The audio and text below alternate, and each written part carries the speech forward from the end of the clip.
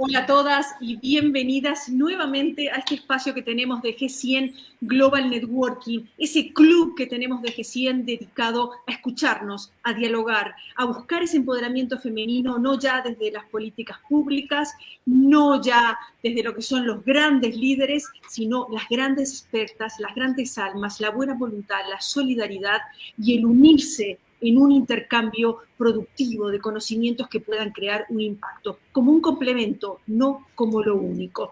Desde G100 queremos darle ese espacio a esas charlas basadas en un recurso indudablemente poderoso que es, como el que tenemos hoy, el de storytelling. Lo venimos haciendo con diversos tópicos, entre ellos el de violencia doméstica, en este caso con el síndrome del TEA, el síndrome del espectro autista. Pero nos vamos a centrar en esa madre con una historia exitosa que deja una lección para otras madres.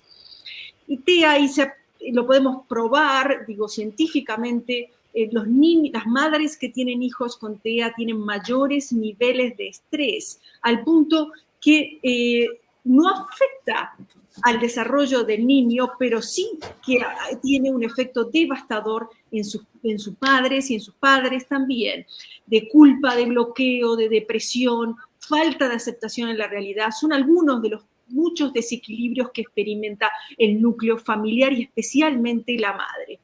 Tener redes de apoyo como esta, de networking, puede ser una de esas herramientas que les sirva en términos no solo profesionales, sino emocionales para poder sobrellevarlo.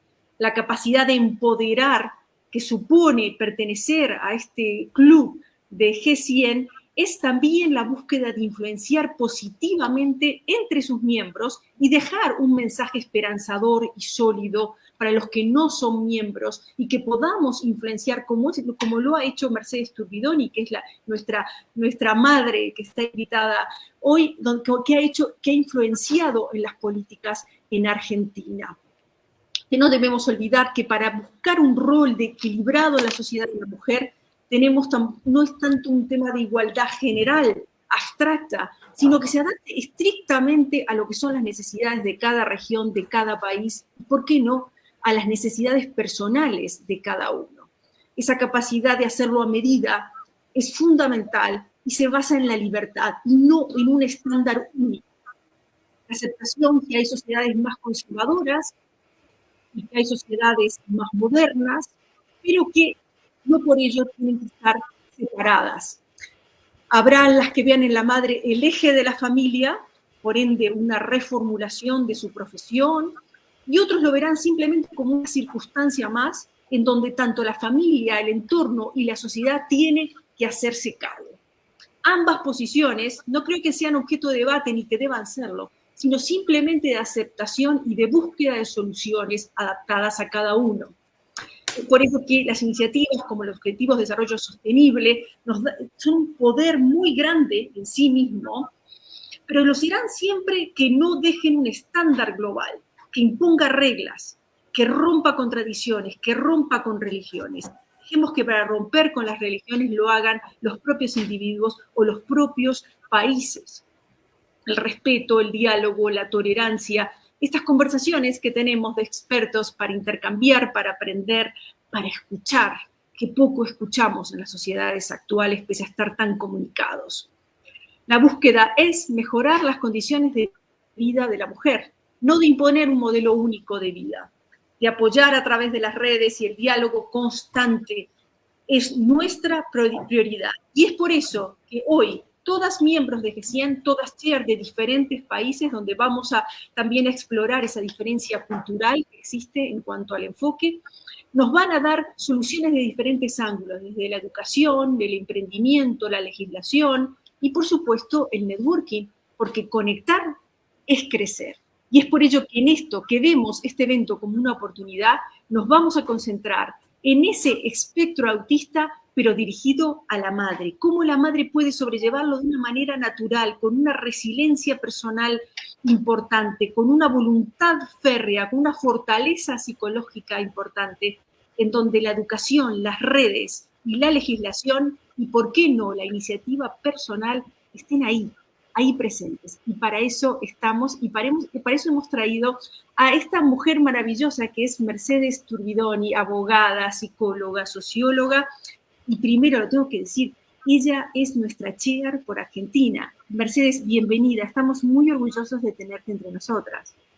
Muchas gracias, Mar. Gracias, compañeras. La agradecida soy yo por este espacio y por este protagonismo que realmente no me creo merecer.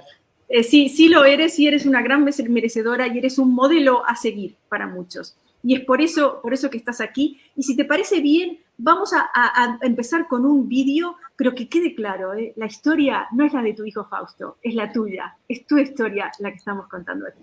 Así que si les parece bien a todas, empezamos con el vídeo, ¿sí? Filmar acerca de tu vida.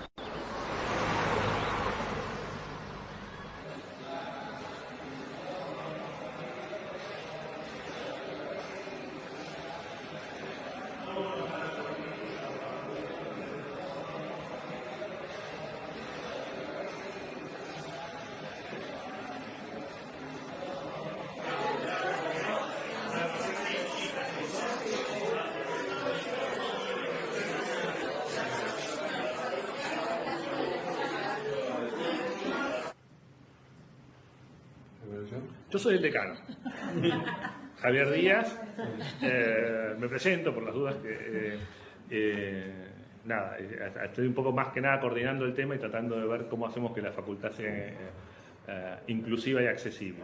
Unas palabras muy simples, pero a veces cuestan un poco. María Agio, lo conozco a Fausto desde el año 2001, empecé trabajando con él en FLENI, pero ya son varios años, derivado obviamente por el doctor.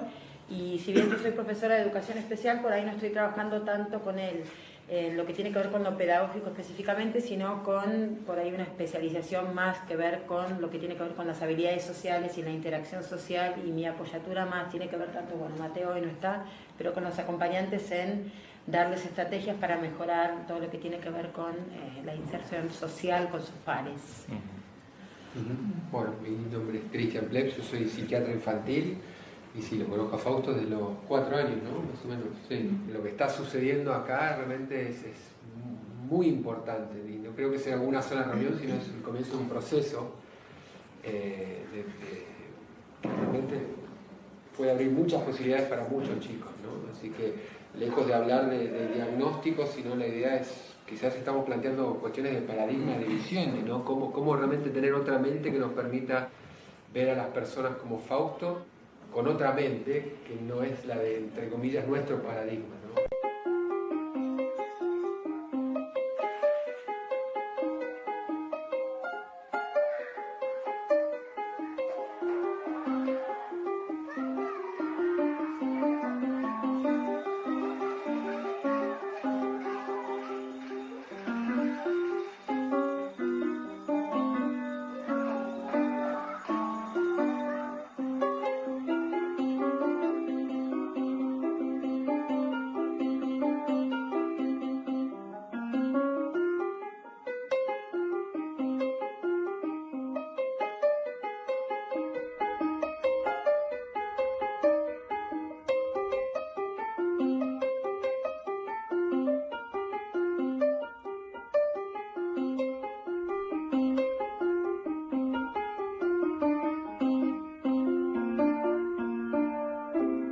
¿Vos sos diferente a los demás?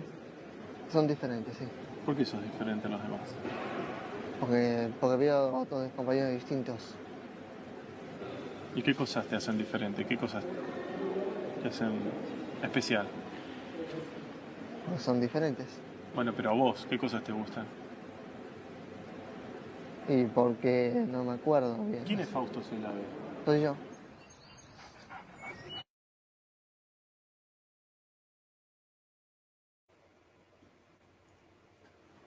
Qué bonito testimonio, qué bonito vídeo. Sí, la verdad que sí, un aplauso. Rocío, Mercedes, gracias por habernos enviado este vídeo. Mercedes Turbidoni, como decíamos, abogada, licenciada y profesora de psicología, de sociología. Sé que ha sido un gran motivador el estudio esta situación, o sea, esa es la parte positiva de todo esto, ¿no? Presidenta de la Fundación Fausto, aunque hoy queremos tu fase como presidenta de esa vida que has vivido de manera tan empoderada, pese a las circunstancias, y dedicada a lo que es el asesoramiento y contención de familiares y personas con autismo. Mercedes, cuéntanos un poco más de tu historia. Bueno, buenos días. En primer lugar, no siempre fui una mujer empoderada, ¿no? Fausto es mi cuarto hijo, así que yo ya tenía un poco de experiencia. Y bueno, pude notar rápidamente que él tenía algunas diferencias respecto de mis otros hijos. Era, bueno, señales de alerta, ¿no? El contacto visual, no responder al nombre, no tener juegos interactivos o compartir intereses. Bueno, así que el padre era médico, dijo que había que esperar hasta los 2 años, porque bueno, ese era el plazo, digamos, que tenía, correspondía a nivel, digamos, orgánico, biológico, para hacer consultas. Y bueno, así fue que la primer consulta fue con un otorrino, profesor de la facultad, y bueno, indicó un potencial evocado. Ese potencial evocado dio un resultado con una disminución auditiva y se le prescribieron audífonos. La verdad, lo que más me preocupaba era que él estaba muy aislado, muy solo, no jugaba. Y entonces mi mayor preocupación era que pudiera estar con otros niños. Y así que me contacté con gente y lo llevé a una escuela para sordos, donde nos hicieron una entrevista y me dijeron que era muy poco un potencial evocado para determinar una sordera y que se necesitaba un diagnóstico diferencial. Así empezamos un peregrinaje, digamos, por distintos estudios, laboratorios, cromosoma X, bueno, un protocolo de actuaciones, a los cuales, bueno, yo concurría en principio con el padre de Fausto, que por supuesto me hacía callar porque el médico era él, así que yo no tenía ninguna participación, de hecho, bueno, yo no le hacía caso, y eso, bueno, empeoró un poco la situación porque, bueno, al recibir el diagnóstico de autismo, finalmente, con la prueba psicológica, el impacto fue muy grande y bueno, y ahí mostró, digamos, distintos estilos de afrontamiento de la cuestión respecto del padre y de mí. En principio, el médico, el neurólogo que nos atendió, me dijo que, bueno, que tenía autismo y entonces, bueno, que ya estaba. Digo, bueno, pero ¿dónde lo llevo? ¿Qué hago? O sea, ¿qué tengo que hacer con esto? Y me dice, bueno, no, si usted se preocupa por la escolarización, no se preocupe porque para el niño una mesa y otro niño va a ser lo mismo. Entonces, yo, a pesar de la dureza, digamos, de ese pronunciamiento, lo tomé como un poco incoherente, porque si el problema era la interacción, o sea, la solución no podía ser nunca el aislamiento, tenía que ser una mayor dosis de interacción. El tema era dónde. Así que bueno, a partir de ese momento empezamos a buscar, digamos, alternativas, pero bueno, siempre con esta cuestión en principio de hacer un duelo respecto del hijo que uno fantasea, se imagina, piensa que va a tener, hace proyectos respecto de ese hijo. Y bueno, y ahí entonces empieza como un proceso de duelo, ¿no? Y Y ese, digamos, ahí, si ese proceso de duelo no se, digamos, que sirve como para, digamos, comprender la cuestión, aceptarla y hacer algo, si ese duelo no está bien cumplido, en el caso del padre de Fausto, ya la familia se desorganiza, digamos, porque hay una estructura familiar que no sirve, digamos, que no está organizada para cumplir con las necesidades, no solo de ese niño que tiene, digamos, que tiene problemas o dificultades en cuanto al entorno, sino con los demás miembros de la familia. Y bueno, antes Mar ha hablado de estrés y específicamente que el padre, digamos, también ayuda, digamos, a disminuir el estrés, su acompañamiento, ¿no? Y también, no solo como padre, sino también como pareja. Bueno, esto terminó, digamos, de una manera, digamos, con una separación, de una manera previsible. Y a partir de ahí, entonces, yo comencé, sí, a desplegar una cierta forma de hacer, ¿no? Porque en principio no encontraba tampoco la orientación precisa hasta que llegué a Fleni, como nombraban en el video que vimos, y ahí sí me dieron literatura, me dieron autores, y empezamos con un trabajo que era básicamente una intervención psicopedagógica. Y bueno, y ahí hicimos varias experiencias en escuelas preescolares, digamos, donde, bueno, eran pocos niños, bueno, las escuelas cerraban, en definitiva, ya llegaba el momento en que tenía que escolarizarse, y cuando fui a consultar a la dirección de escuelas, me dijeron, no, la escuela especial para él es esta, es una escuela especial, justamente, una escuela especial para severos trastornos de la personalidad.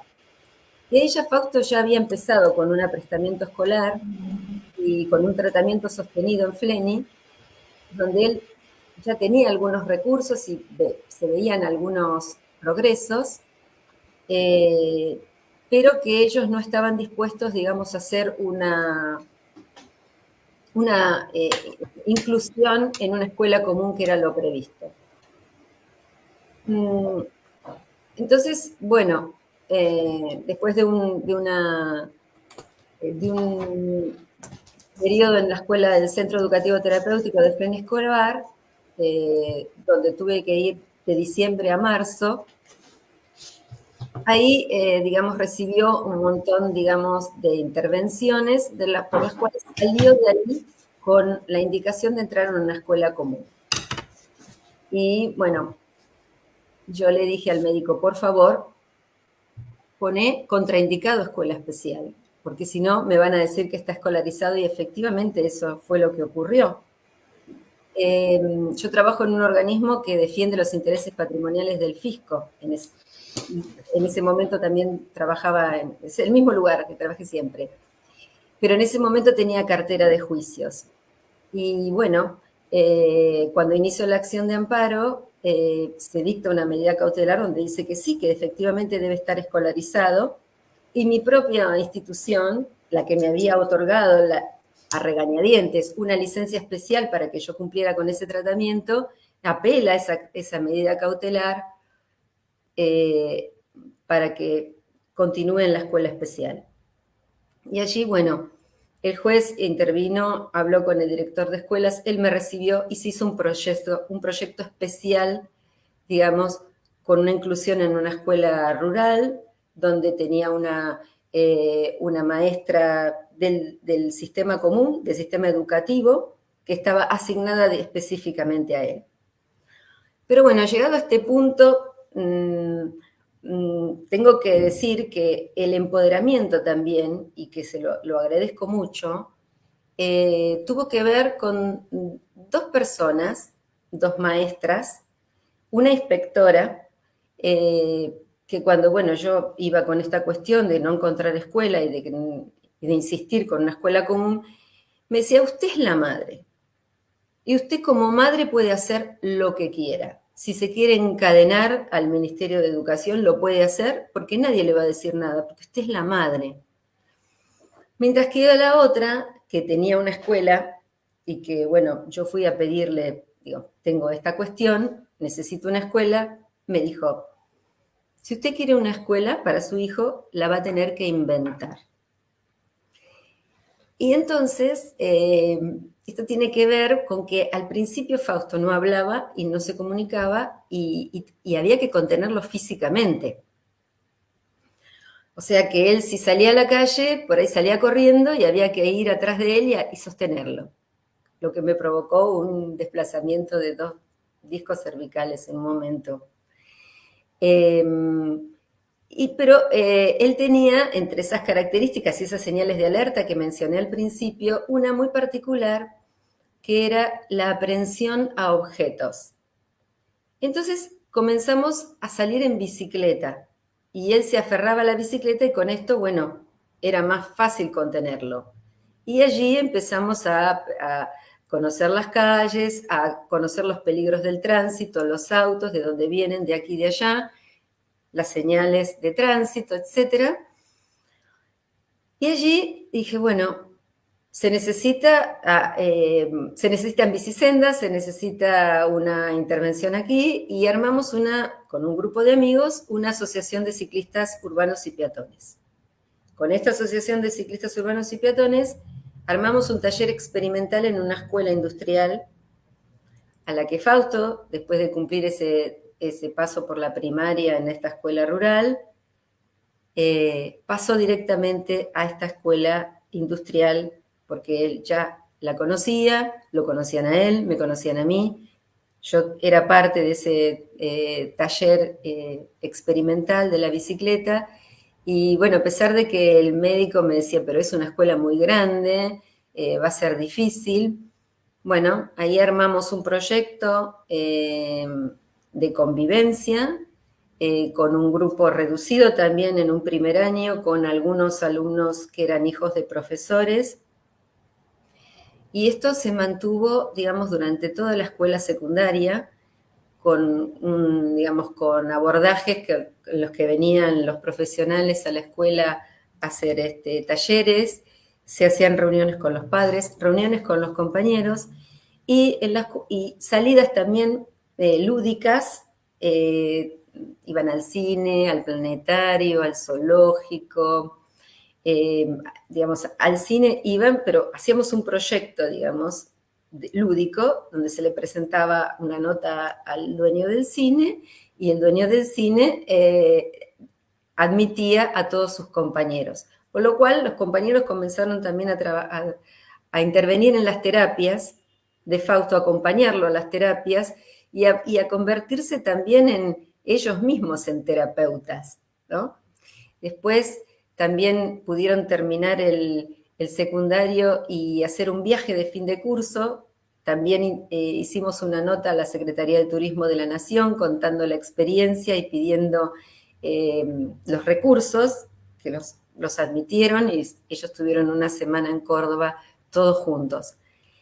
Y bueno, lo que acaban de ver en el video es el ingreso en la facultad, algo que, bueno, que yo no me hubiera imaginado que cuando Fausto era pequeño, que eso podía ser posible, ¿no? Fue todo como, como que fue todo transcurriendo paso a paso, ¿no? De una manera muy, ahora lo veo así, ¿no? En su momento fue muchas veces caótico, muchas veces estresante, muchas veces donde uno, bueno, tenía que replegarse, porque el duelo no es de una vez y para siempre, sino que el duelo se reedita en cada etapa, ¿no? Que uno espera cumplida de determinada manera, con una estructura que uno tiene de una representación de hijo que uno tiene incorporada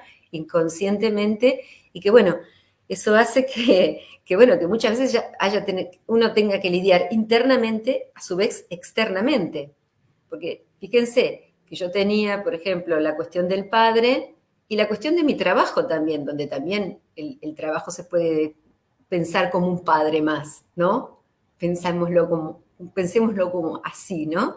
Donde si no hay una flexibilidad laboral, si no hay una comprensión, si uno no puede tener una cercanía con esa persona que te habilita, digamos, a decir, bueno, cumplí con tu tarea principal, que es atender a tu hijo, que en algunos momentos, algunas veces me lo han dicho y otras me han dicho que era un país, que este era un país generoso, que yo me tomaba vacaciones, que no entendían bien de qué se trataba, o sea, porque también en ese momento el autismo no era algo muy conocido, y cuando se hizo el documental para Fausto, que también fue algo muy casual, y se estrenó, yo pensé que me iba a encontrar con gente que iba a valorar una experiencia pasada, y me encontré con madres que estaban viviendo 10 años o 15 después la misma situación que yo he vivido con Fausto en un principio.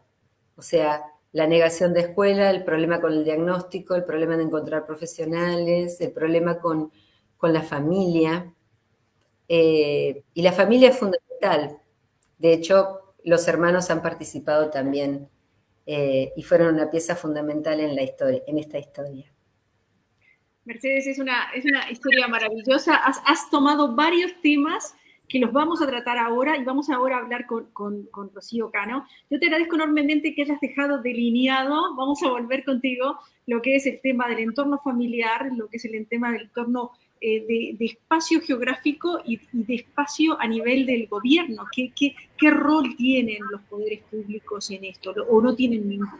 Por eso que vamos a tratar estos temas, familia, entorno, aspectos psicológicos y también lo que es la legislación. Rocío Cano, desde Perú, bienvenida. Ya conoces a Mercedes, nos has dado el privilegio de la que podamos nombrarla como chair de Argentina, gracias a ti, que eres nuestra querida chair de Perú y una de las más exitosas, porque la verdad que es eso, digo, has tenido con G100, has podido hacerlo conocido en Perú. Rocío es abogada, es PhD, es experta en resolución de conflictos y nuestra chair estamos muy orgullosos de que sea chair de Global Networking Perú. Bienvenida, Rocío. Muchas gracias y buenos días con todas y bueno, buenas tardes en Europa. Bueno, la verdad que este grupo es muy, muy lindo y el club de Global Networking hace esto, ¿no? Como decías, Mar, estas historias de valor, estas historias que en este momento es una historia exitosa, ¿no? Y que tuvo un final feliz, porque Fausto, que yo lo conozco, es un chico que ahora está en la universidad. Entonces, lograr eso es muy difícil en nuestros países. En España yo sé que sí, en otros países de desarrollo también.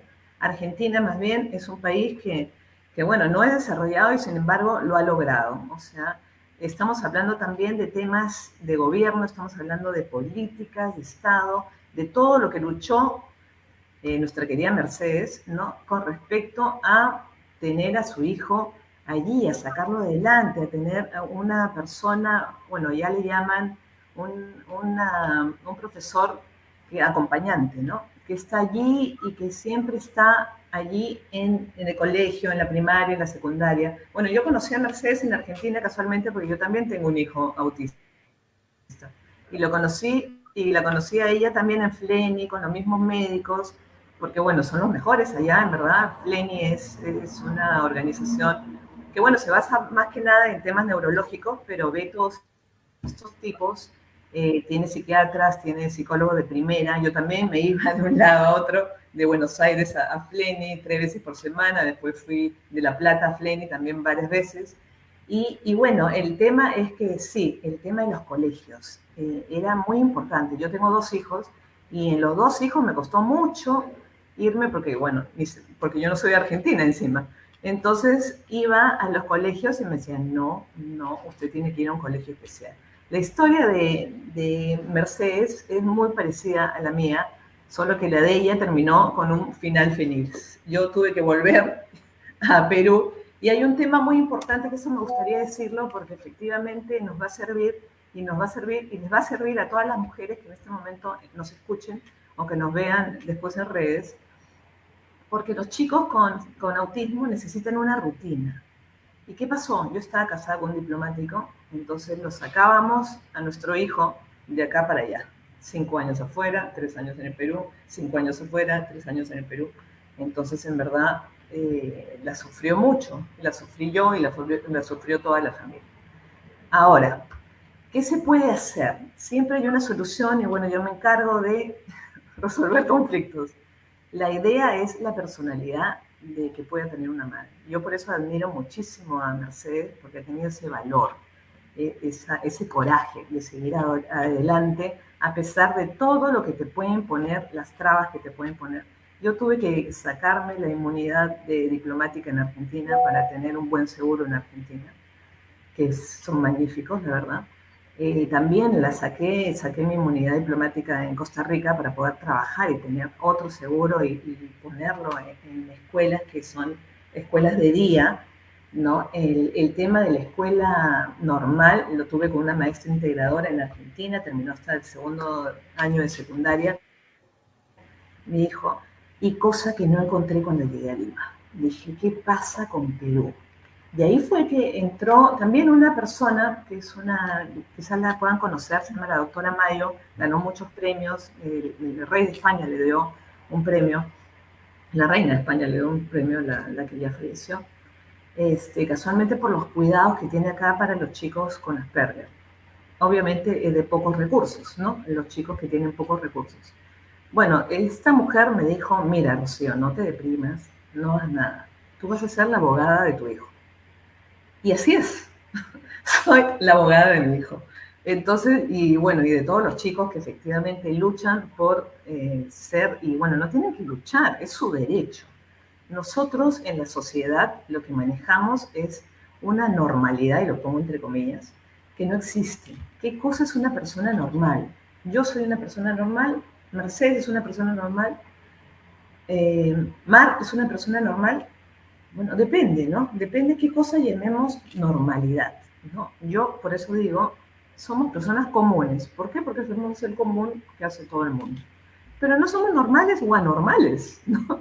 Entonces, y ese es un paradigma y esa es una palabra que los etiquetan a los chicos que tienen, por ejemplo, autismo o otros tipos de discapacidades.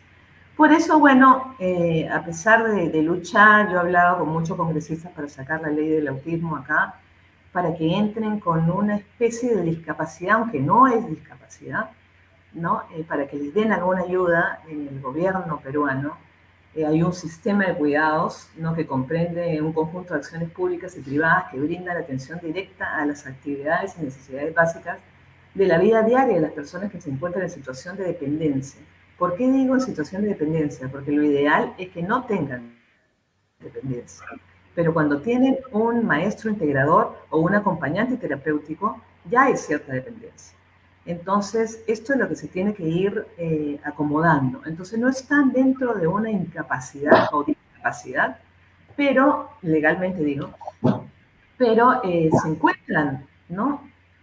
Totalmente dependientes de algo, que puede ser este maestro, este amigo, esta madre, alguien que los acompañe, que les diga socialmente qué cosa es lo que pueden hacer, porque el problema básico del autismo es que ellos no entienden cómo actuamos nosotros, que somos personas comunes, vuelvo a decir, no normales, sino comunes, ¿no? Y la falta de tolerancia que existe en nuestras sociedades, que es un tema de salud mental, es un tema de falta de respeto, es un tema que vemos a diario. Entonces, ¿por qué permitir eso? ¿Por qué el gobierno no hace eso? ¿Por qué las políticas no hacen eso? ¿Por qué las leyes no hacen eso?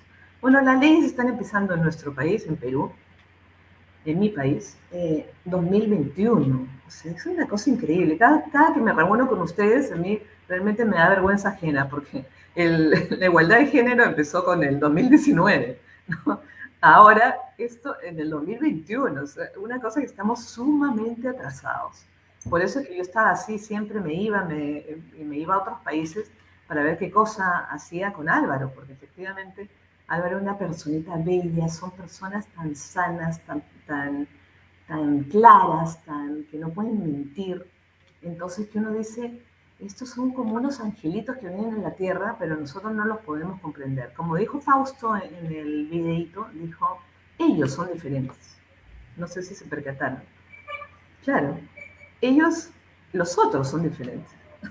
Entonces uno dice, claro, porque ¿a qué le llamamos nosotros la diferencia? Vuelvo a decir, ese tema de común, ese tema de normalidad, ese tema que tenemos muy metido, ese tema de etiquetar a la gente, que es lo peor que podemos hacer. Hay que sacar a nuestros hijos de una manera positiva, hay que lograr lo que ha logrado Mercedes gracias a meter acciones de amparo, porque ella me ha contado 25.000 acciones de amparo ha metido para poder lograr que su hijo esté en este momento en una universidad, que trabaje, porque ya tiene un trabajo. Entonces, esto es una historia de éxito, de una madre luchadora, de una madre que pudo lograr que su hijo esté en este momento trabajando y totalmente independiente. Entonces, esto es el mensaje que quiero dejar, que sí se puede. Basta nada más lograrlo, basta tener cariño, basta tener amor, basta tener comprensión y bueno, y un poco de ayuda. Yo quería hablar más del aspecto legal, pero bueno, como que ya me tocó también en el corazoncito y creo que en otra oportunidad podamos hacer un evento ya con el aspecto legal, ¿no? Para agarrar a los congresistas, y digo agarrarlos, ¿no? Llevarles proyectos de ley y decir, bueno, esto se tiene que mejorar. Porque me he dado también con esto, que hice un PowerPoint, pero que bueno, ya no lo voy a sacar porque ya estamos hablando más de la parte emocional que me parece muy importante, para decirle qué camino pueden tomar, porque las cosas están hechas, las normas existen. Entonces simplemente es que alguien tenga la política adecuada y ser líder para poder lograrlo en nuestros países. Muchísimas gracias. Wow, gracias, Rocío. Siempre es la fuerza de tus conocimientos a nivel profesional, la fuerza personal, porque tú también estás en una situación como esa, así que doblemente peso tienes y protagonismo en este evento. Así que vamos a volver contigo en esos aspectos legales que te frustran de Perú, pero yo creo que esa frustración es muy probable que sea compartida, de que nunca es suficiente. Anabela va a tratar el tema de políticas de cuidado en Uruguay, así que creo que puede ser una oportunidad para que hagamos un mini paralelo de legislaciones y qué se puede hacer, y que Mercedes también nos ilustre con el tema de cómo va en Argentina. Vamos a pasar ahora a los aspectos más psicológicos, y para eso tenemos a Manuela Paz, presidenta de Paz aquí en España, personas altamente sensibles, además de que es una persona con un sentido de solidaridad y una sensibilidad muy especial, que solo así puede integrar nuestro network y crear este ambiente de solidaridad, que es en definitiva lo que Mercedes nos dejaba como mensaje, ¿no? La necesidad de contar con otros y de contar con esa paciencia, con esa tolerancia y con ese respeto para poder llevar adelante y que todos podamos sentirnos integrados. Antes de pasar con Manuela, quiero decirles dos cosas. Primero, anunciarles que es nuestra flamante chair por España. Bienvenida formalmente a G100 Networking. Muchísimas gracias, Manuela, por aceptar la invitación. Y antes de pasar con Manuela, quería abrir, si quieren hacer comentarios respecto a lo de Mercedes y Rocío, comentarios muy cortos, pero bienvenidos. Así que, por favor, si pueden abrir los micrófonos y que hagan algún comentario o pregunta. Yo simplemente felicitarlas a las dos por animarse a compartir estas historias. Sin duda las dos son mujeres que inspiran, modelos de rol para otras mamás que estén en la misma situación, y como decía Mar al principio, ¿no? Que estas redes de contactos, de networking, sirvan para llevar sus mensajes, que sin duda van a empoderar a otras, pero sobre todo les van a llevar mucha esperanza. Las felicito, chicas, por compartir su historia. Gracias, Anabela. Exactamente, es así. Anabela, de Uruguay, que vamos a volver contigo en muy breve para tratar todo el tema de políticas de cuidado. ¿Algún comentario más antes de pasar con Manuela? ¿Algún comentario? Sí, Verónica. Verónica de Chile, Verónica de Silva.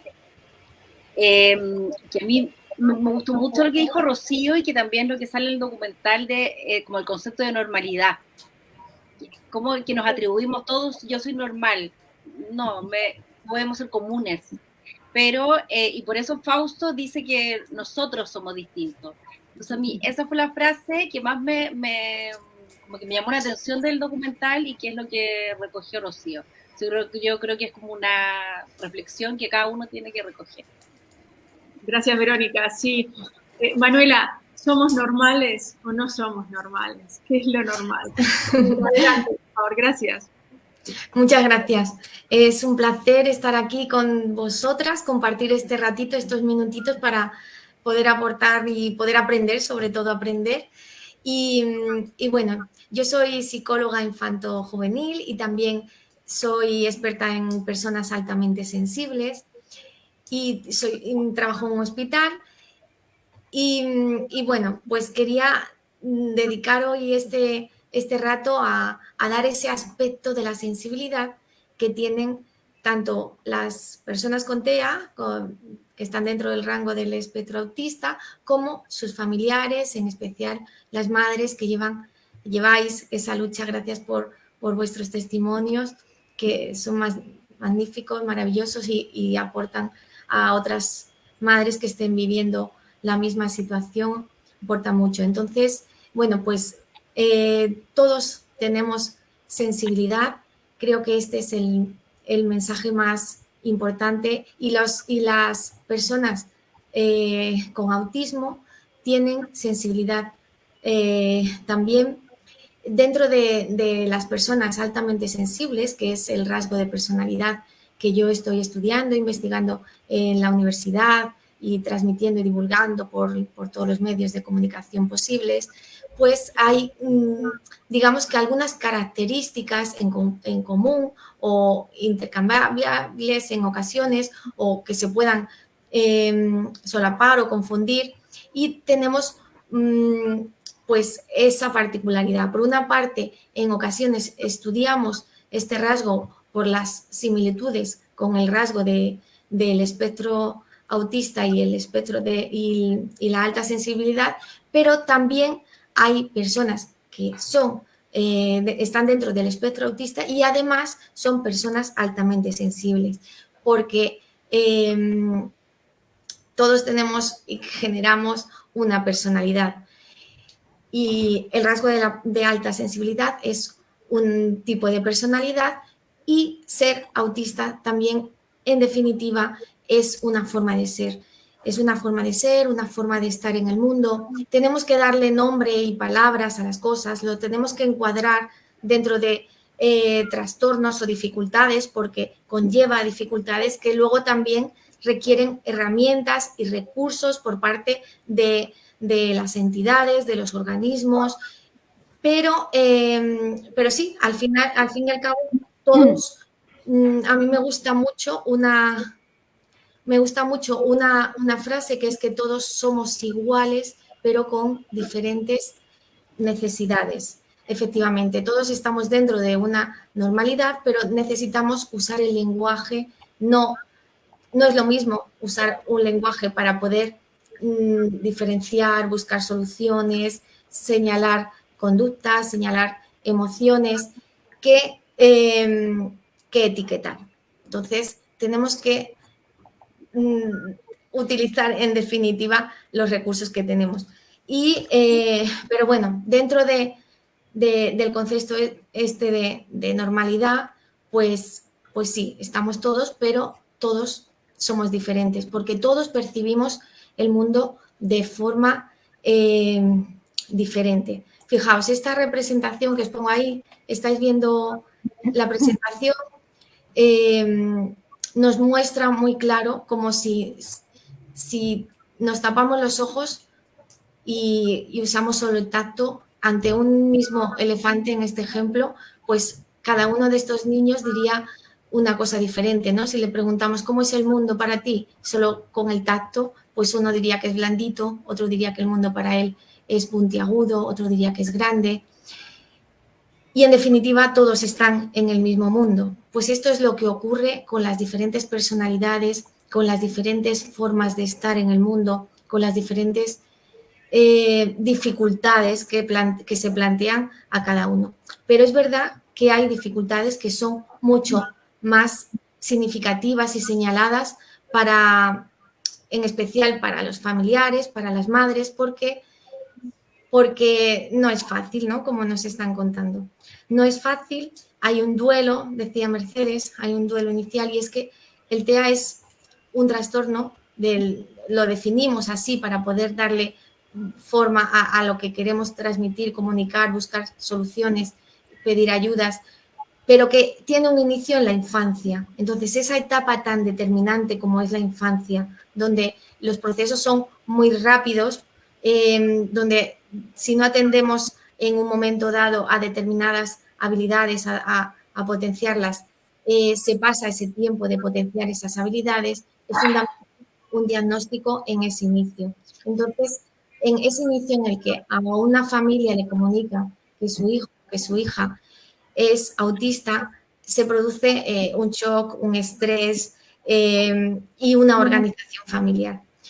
Y tenemos que dar solución a esto que surge, ¿no? ¿A qué afecta? ¿A qué afecta en el caso del autismo? Pues afecta al menor a nivel de las emociones, del afecto, de la adaptación funcional, motórica, del lenguaje tan importante para la comunicación, del desarrollo intelectual, ¿no? Que empezamos desde pequeños en las escuelas, al aprendizaje. Y bueno, al desarrollo evolutivo en definitiva. O sea, imaginaos esa comunicación a una familia de todo lo que se va a encontrar de golpe y todo lo que necesita aprender de golpe para poder organizar una familia y saber que eso se inicia en la infancia, pero que va a tener que vivir siempre con esa dificultad. O sea, es un proceso crónico. Bueno, pues dentro de estas dificultades que presenta a nivel psicológico el autismo, está más significativo, decíamos, el lenguaje, la comunicación, la interacción social y las madres y las familias tienen que aprender a gestionar cómo llevar su día a día con esa dificultad en el menor, en esas áreas tan importantes, ¿no? Porque por una parte el sufrimiento viene de sé que es algo crónico, sé que es algo que tengo que empezar a poner recursos pronto, no sé qué recursos me da la sociedad y al mismo tiempo no me puedo comunicar del todo con mi hijo, con mi hija al tener esta dificultad, porque precisamente una de las características de la dificultad es la comunicación y es el lenguaje. Entonces, creo que es fundamental tener en cuenta que estas familias tienen, no he pasado esto, vale, tienen derecho a tener ese duelo y tienen derecho a exigir y a pedir socialmente que avancemos en ello. También quería señalar pues, que la desilusión es normal, que las emociones que se desencadenan en una familia cuando le dan un diagnóstico de este tipo hacia su hijo, pues se genera esa desilusión, esa poca confianza en un futuro de éxito, porque es mucha información en poco tiempo, con pocas herramientas, con pocos recursos, porque cuando te ves o una familia se ve con un problema así, porque en definitiva no queremos normalizarlo, queremos proyectar que, bueno, que es una forma de ser y de estar en el mundo, pero también somos conscientes de que surge una problemática. Y bueno, pues también yo pediría o transmitiría, aprovechando estos eventos y esta comunicación, que también la familia requiere un apoyo psicológico, la familia requiere el tener ese derecho a expresar lo que sienta, a expresar las emociones. La desilusión pues es una emoción también y tienen derecho a pasar su duelo y a tener el apoyo que requieren para ese duelo, porque no es nada fácil. Otras de las características que atañen al autismo pues son comportamientos diferentes, comportamientos pues que que se salen al fin y al cabo de la sociedad o atañen a los peligros que puedan presentarse en la sociedad, como el ejemplo que decía Mercedes. Es que mi hijo salía corriendo y te acabas tú lesionando o puede correr un peligro de atropello, de caerse, de cualquier cosa. Entonces, la sociedad no está constituida físicamente para comportamientos de este tipo y ahí se añade la dificultad, que por una parte, decíamos, queremos normalizar y ver que sí que es una forma más de ser, pero por otra parte no tenemos todos los recursos y las herramientas necesarias. También respecto a las rutinas, las rutinas diferentes, los hábitos. Otro de los problemas que decía Mercedes, las pocas facilidades laborales para una madre que tiene un hijo o una hija autista. Y esa flexibilidad laboral pues también es un reclamo que me gustaría hacer desde aquí a la sociedad, a los medios, a las entidades que puedan trabajar en ello, porque es fundamental.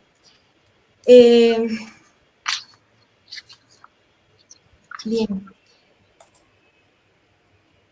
También quería pues comentar desde el ámbito de la salud mental que dentro del espectro autista pues hay muchos niveles y estos niveles también hacen que volvamos a lo mismo, ¿no? Que todos somos iguales pero con diferentes necesidades. Entonces hay grados en los que la comunicación es completamente nula, otros grados en los que incluso pueden ir a la universidad y requieren más apoyos, menos apoyos, y dentro de todo ese continuo, pues también reclamamos esos recursos necesarios para atender a esas diferencias.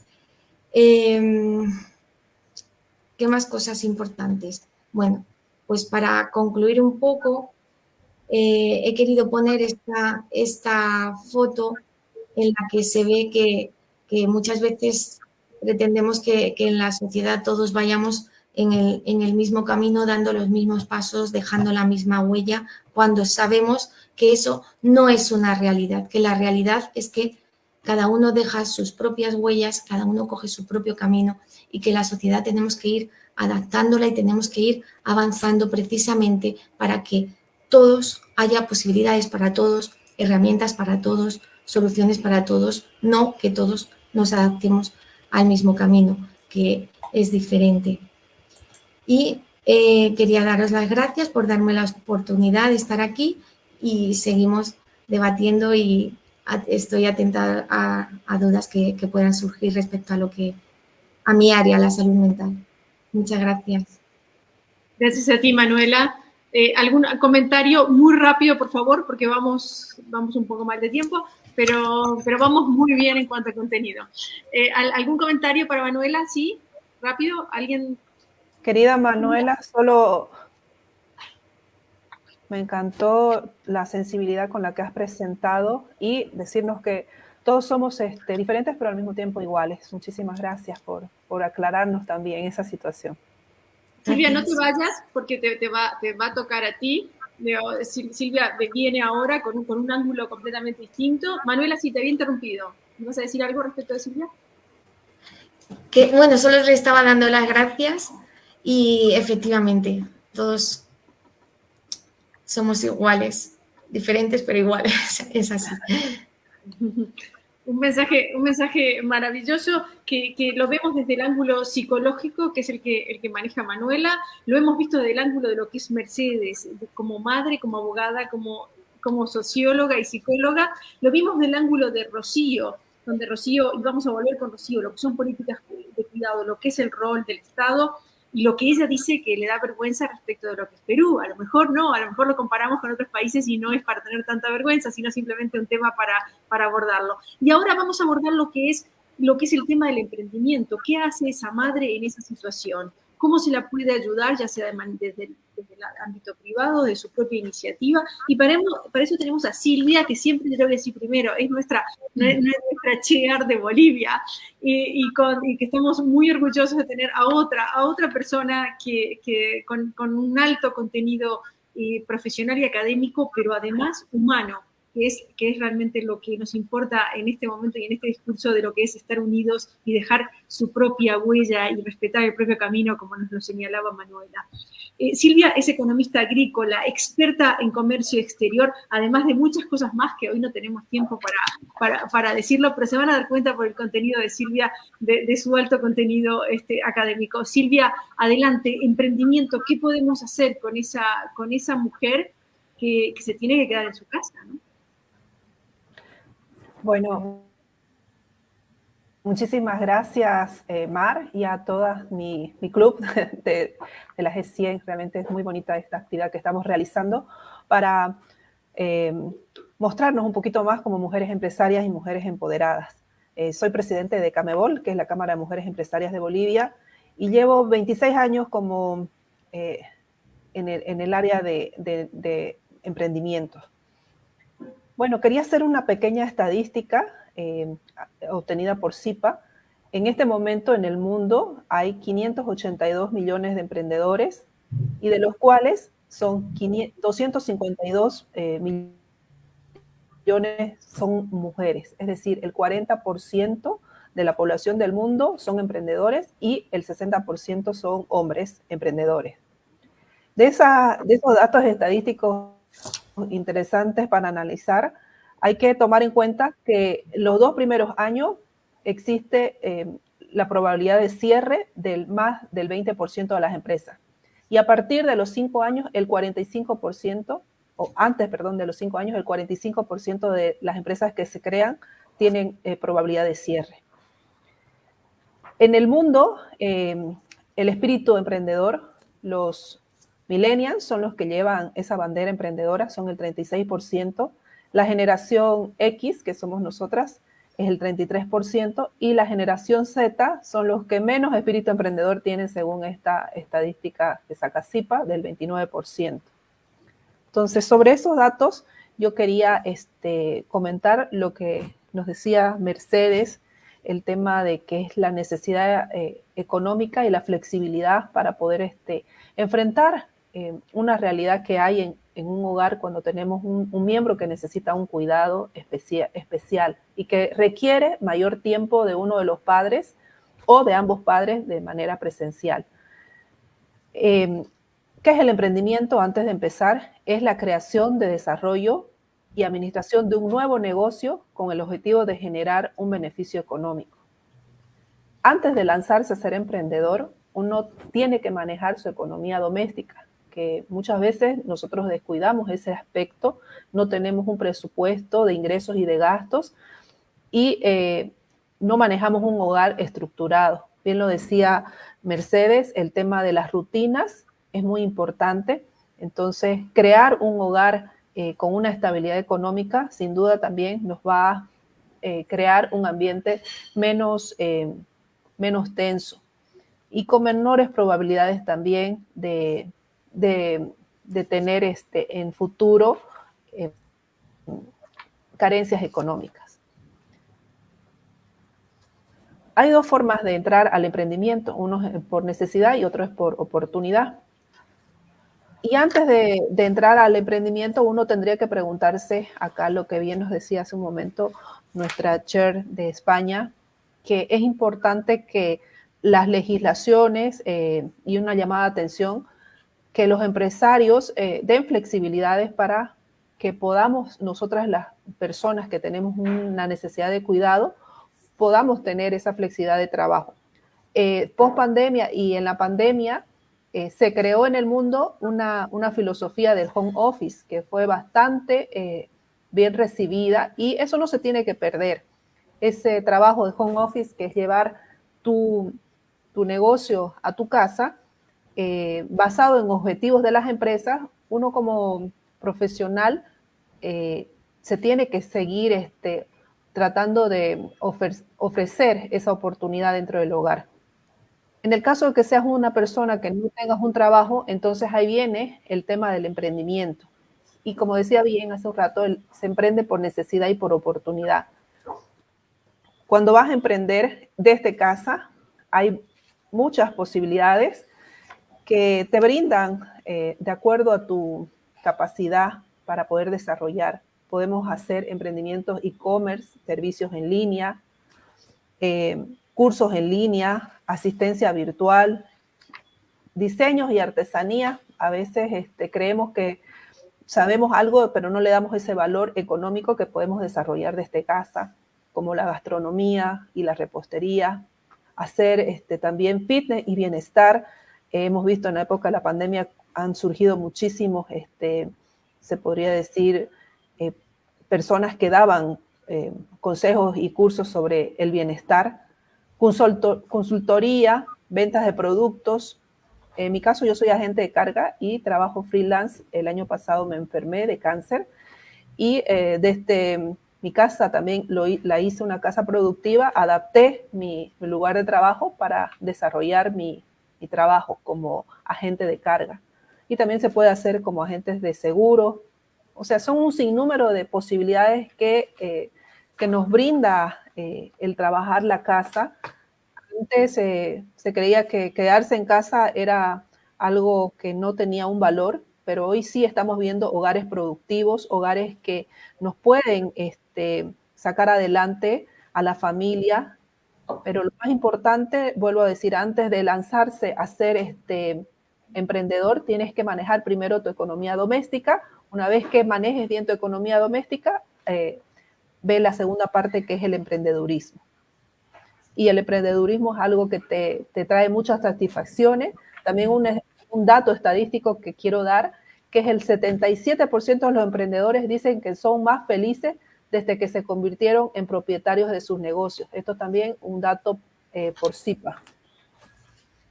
Ser emprendedor es una oportunidad y es una esperanza también para las madres y los padres que tienen personas con cuidado desde casa. Muchas gracias.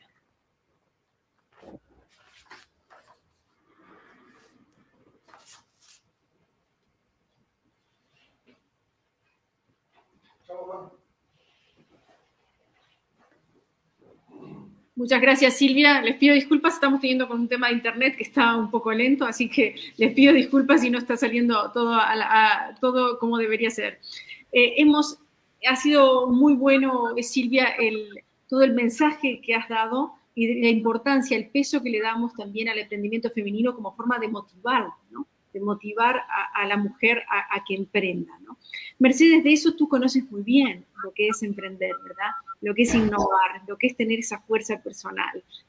Has visto que hemos recorrido psicológico, legal, emprendimiento. Iremos con Verónica a lo que es la parte de educación y con Anabela a cuidados, que finalizaremos ahí. Pero, ¿qué te merece todos estos comentarios?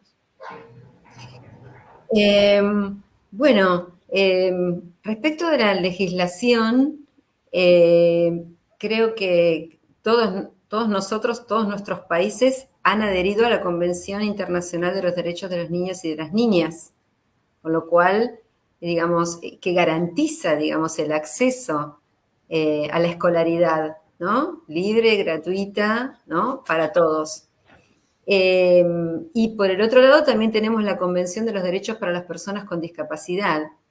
Y ahí me interesaría hacer una diferenciación entre lo que es incapacidad y discapacidad, porque a veces son términos que se confunden, ¿no? Y, o sea, discapacidad no implica incapacidad, sino implica, según la Convención de los Derechos para las Personas con Discapacidad, que, digamos, un nuevo paradigma, o sea, esa discapacidad no está en la persona, sino en las barreras del entorno, en las barreras sociales. Entonces, por eso la discapacidad no es un problema individual, sino que es un problema social, es una responsabilidad que tenemos todos, todas. Y tenemos la legislación, el tema son las prácticas, el tema es ponerlo en juego, el tema es, digamos, cambiar un poco esa mirada que, bueno, claro, Fausto dice, los demás son diferentes, porque desde mi punto de vista, yo soy como soy. Yo soy Fausto. Tengo autismo porque es un diagnóstico que nos pusieron, que se etiquetó, para dar una respuesta, digamos, en un modelo quizá también rehabilitador, que es un paradigma anterior, que no es el paradigma actual. El paradigma actual implica ver con otra cabeza, con otra mentalidad. Y entonces ver cuáles son, cómo podemos despejar esos obstáculos que impiden a la persona llegar a potenciar su máximo desarrollo, o sea, tanto en la escuela como en el trabajo, como, bueno, Fausto actualmente trabaja en el Poder Judicial de la Provincia de Buenos Aires y va con un acompañante, que es su acompañante del secundario, que lo que hace, digamos, es facilitar, digamos, algunas cuestiones que tienen que ver con el entorno o que tienen que ver con una forma diferente de ver el mundo, de personas que quizás llevan una estructura a lo que llamaban, digamos, a lo que se ha mencionado acá como normalidad, como lo que no está, como lo que está dentro de una norma o de un parámetro que, bueno, que tenemos incorporado, y que, bueno, que nos hace, digamos, que también hay cuestiones de poder que van de la mano de esos conceptos, ¿no? Pero creo que en principio hay que pensar en la persona como ser, como individualidad, y ser responsables respecto de qué cosas, cómo podemos allanar, cómo podemos tener una convivencia en diversidad. Ese es el desafío, poder aceptar esa diversidad y poder, digamos, responder a ella, ¿no? Eso es más que nada lo que me interesaba decir. ¿Algún comentario más sobre esto? Verónica, Anabela. ¿No? Sí, Manuela. Bueno, a mí me gustaría resaltar dos cosas muy importantes que habéis dicho. Silvia, cuando ha dicho que tener una persona dependiente también es un trabajo, porque esta sesión es enfocada a las familias, a cómo viven las familias, esa diversidad de un hijo. Y bueno, y es verdad que estamos en ese rango, ¿no? En el rango de somos familia, madres, trabajadoras, pero además hay un componente añadido cuando hay una persona dependiente en la casa. Y también me ha encantado muchísimo el ver con otra mentalidad. Esa frase creo que es clave y me ha encantado, quería señalarla. Muchas gracias, Manuela. ¿Sí? ¿Mercedes? Sí, bueno, más que nada, el emprendimiento tiene que ver con justamente, en mi caso, en despejar esos obstáculos, en ver de qué manera podía abrir un camino para que Fausto pudiera desarrollarse en la vida. Y conformándonos con pequeñas cosas, ¿no? Con pequeños avances, pero eran pequeños avances que daban la pauta de que se podía seguir, de que se podía continuar. O sea que también esa mirada es poner el ojo en esas fortalezas, ¿no? Y ver esas debilidades, de qué forma se pueden soslayar, ¿no? ¿Cuáles son las cosas que se interponen? ¿Por qué hay debilidades para determinadas cosas? Y en esas fortalezas dice poner la base, ¿no? Asentarnos ahí para ver cómo podemos avanzar. Yo creo que eso es fundamental y que ese cambio de mentalidad hace que vos puedas desarrollar los recursos, ¿no? Que son estrategias, que son dinámicas, que se van organizando y reorganizando y uno va, digamos, abriendo un panorama que antes era insospechado, ¿no? Y creo que, bueno, que va sucediendo en la medida en que uno se pone en marcha, pero se pone en marcha con esa expectativa. O sea, con una expectativa de ir ir, digamos, al paso de lo que necesita esa persona, de lo que necesita tu hijo, ¿no? Y estando, digamos, con todas las antenas puestas en eso. Y en esas antenas, como dice Mercedes, tenemos dos pilares, que son lo que es la resiliencia personal, lo que es el rol del tejido social y lo que es el régimen de cuidados de cada país, de cómo está estructurado. Y para ello tenemos a dos personas que se van a encargar, dos personas maravillosas, que son nuestra CHEAR en Chile, Verónica Silva, que se va a encargar de lo que es el tema de educación. Y después tenemos a Anabela, que vamos a comenzar con ellas, con el régimen de cuidados en Uruguay, nuestra CHEAR de Uruguay, abogada, especialista en sostenibilidad, género y ambiente, vicepresidenta de la Cámara de Comercio y Servicios de Uruguay, y que nos va a ilustrar en este tema, que te pido, Rocío, que tengas el micrófono abierto, porque esto es una conversación más que nada, así que puedas hacer comentarios en relación a comparado con Perú, y que podamos, y Mercedes también, por favor, estate atenta también de cómo es en Argentina. Tiene que ser muy breve, pero sí que podemos aportar y cómo podemos aprender y ver qué se puede hacer mejor. Anabela, bienvenida nuevamente a tu espacio, que es de G100 Global Network. Muchísimas gracias. Realmente, bueno, es un placer escucharlas, compartir estos testimonios, y realmente cómo van empoderando, digamos, a las distintas personas que nos puedan estar escuchando. Yo les quiero de alguna forma presentar lo que es el tema de cuidados, el régimen de cuidados en Uruguay, no específicamente para lo que tiene que ver con los temas de autismo, sino de cuidados en general para cualquier persona que necesite cuidados. Y para eso, empezar comentando de qué hablamos cuando hablamos de cuidados, ¿no? Porque cuidados precisamos todas las personas en algún momento, desde que nacemos o cuando en distintas etapas de nuestras vidas, y como decían recién, no importa si es en situaciones de capacidad disminuida o afectada por algún motivo, ¿no? Y los cuidados no son otra cosa que, bueno, que estas acciones que en algún momento estamos en situación de dependencia y debemos recibirlas, ¿no? Para garantizar los derechos a tener una actividad cotidiana, ¿no? Pero ¿qué pasa con estas tareas de cuidados? En general son invisibilizadas, son muy poco valoradas y lamentablemente vemos que en general recaen en nuestros países sobre los hombros de las mujeres, ¿no? ¿Cuándo es que empezamos a tomar real conciencia del valor económico que tienen estas tareas de cuidado? Cuando las tenemos que tercerizar, cuando tenemos que pagar por ellas, ¿no?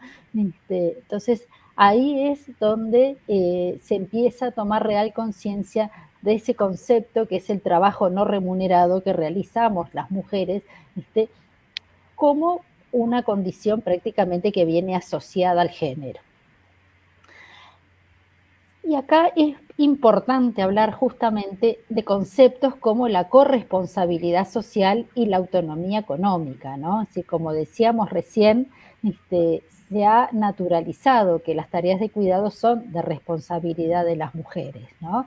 Y de hecho creo que si bien estamos viendo algún pequeño cambio en ese sentido, creo que me puedo animar a decir que en los países de América Latina esa situación sigue siendo preponderantemente femenina, ¿no? Y así, bueno, algún dato para tener en cuenta es que las mujeres destinan un 20% más de su día a cuidados del hogar y los hombres solamente un 9%, ¿no? Pero si nosotros valoramos en lo que representaría el PBI, el trabajo doméstico, este trabajo no remunerado representaría un 16%, o sea, es una cifra muy importante que no está visibilizada ni valorada justamente, ¿no? Entonces, por eso es tan importante hablar de la corresponsabilidad social, ¿no? Esa idea de que los cuidados deben ser compartidos, que el cuidado es el reconocimiento de un derecho, ¿no? Que son funciones esenciales para el desarrollo y el bienestar colectivo y por lo tanto visibilizarlo, valorizarlo y redistribuirlo entre todos los que se benefician de esa situación de régimen de cuidados. Y brevemente lo que quiero es mencionarles cómo de alguna manera Uruguay ha resuelto o ha tratado de dar solución. Resolver es un tema muy ambicioso, ¿no? Pero sí tratar de dar solución a muchas de estas situaciones que se plantean con relación al sistema de cuidados, ¿no? Ya desde el año 2015 que contamos con un sistema nacional de cuidados y qué es la importancia de esto, ¿no? Es decir, más allá de, como decía recién Mercedes o Rocío, de tratados internacionales que nuestros países han suscrito, la voluntad de incorporarlo a la legislación interna con reglamentaciones específicas es donde se ve realmente la verdadera voluntad política, ¿no? De tomar digamos, acción en estos temas, ¿no? Y acá la clave de este Sistema Nacional de Cuidados que arranca en el año 2015 pasa porque el Estado asume la responsabilidad de garantizar la provisión del régimen de cuidados, o sea, se ve como un derecho fundamental, un derecho social, que todas las personas en situación de dependencia tienen derecho a recibir esos cuidados y es el Estado el que garantiza su provisión, ¿no? Esto ha sido visto en general como un sistema un poco novedoso o innovador en cuanto a poner, digamos, con esa claridad la idea de que el Estado es quien debe proveer de las soluciones adecuadas para esto, ¿no? Y les voy a mostrar algunas de las acciones donde esto se ha llevado a la práctica con soluciones que efectivamente están funcionando, ¿no? Y, por ejemplo, en lo que tiene que ver con las personas mayores, los adultos mayores, pero que tienen autonomía, o sea, que son autoválidos, algunos de los sistemas son sistemas de teleasistencia en casa para las personas mayores de 70 años que tienen una dependencia leve o moderada, y este programa de teleasistencia los ayuda a nivel de contactos telefónicos, ¿no? Pueden comunicarse y recibir asesoramiento, escucha, servicios, coordinarlos por vía telefónica. Otra opción son los centros de día para personas mayores que viven en sus casas, es decir, una serie de actividades educativas, lúdicas, de entretenimiento, de dispersión, para que las personas mayores que de repente estarían solas en su casa tengan ámbitos de encuentro con otras personas para compartir distintas actividades. Para el caso de las personas no autoválidas, se cuenta con un programa de apoyo al cuidado permanente. Esto es a través de establecimientos de larga estadía para personas mayores, donde el Estado, si la persona no tiene medios, se hace cargo del costo de esa permanencia en esos establecimientos de larga estadía para personas mayores. Respecto de la infancia, bueno, también hay situaciones específicas para niños de 0 a 3 años, donde lo que se busca, digamos, es poder darles atención y cuidado mientras los padres salen a trabajar, ¿no? Esto acá también, cuando hay situaciones de dependencia moderada por cuestiones cognitivas o psicológicas, también hay, digamos, acompañamientos específicos. Ahí hoy hablamos de los acompañantes terapéuticos. Bueno, esto es parte de los servicios que presta este Plan Nacional de Cuidados. Soluciones en lo que tiene que ver con infancia y familia, es decir, centros que permiten que cuando los padres son adolescentes o muy jóvenes y están en etapa aún de estudio, puedan sus hijos quedar al cuidado de sistemas o centros de atención que sin importar, digamos, si son apenas de unos pocos meses, ya pueden ser recibidos para permitir que sus padres, si están estudiando, no dejen su educación y puedan continuar sus estudios. Y algo que, bueno, el programa de asistentes personales también, ¿no? De alguna manera es, además del acompañamiento terapéutico, es la asistencia personal en domicilio para cuidar en todas las necesidades, ¿no?, que puedan plantearse, ¿no?, desde alimentación, higiene, movilización, recreación, etcétera, ¿no? Y aquí el programa lo que hace es cubre 80 horas mensuales, ¿no?, con un salario establecido dentro de lo que corresponde a la categoría general del grupo salarial del cuidador, y la distribución de esas 80 horas se acuerda entre la familia y el cuidador, de acuerdo a las necesidades de la familia, ¿no?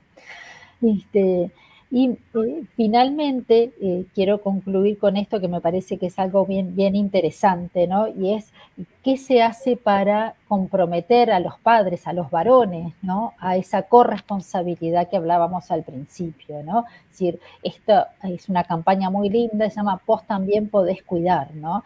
Nosotros tenemos en Uruguay licencias paternales, parentales, subsidios para el recién nacido, para que los padres puedan tomar el cuidado, digamos, del medio, lo que se llama el régimen del medio horario laboral, que tradicionalmente lo toma la madre, bueno, pero que también lo pueda tomar el padre por un periodo de 6 meses, y puede extenderse también. Bueno, es decir, que más hombres entiendan que esto es una tarea compartida y que se debe equilibrar la balanza de alguna manera con ese lindo mensaje, ¿no? Es decir, vos también podés cuidar. Son campañas de medios públicos que han tenido mucha resonancia. Y bueno, les quería finalizar con esto porque me parece que es un lindo mensaje para sumar a esto de la corresponsabilidad.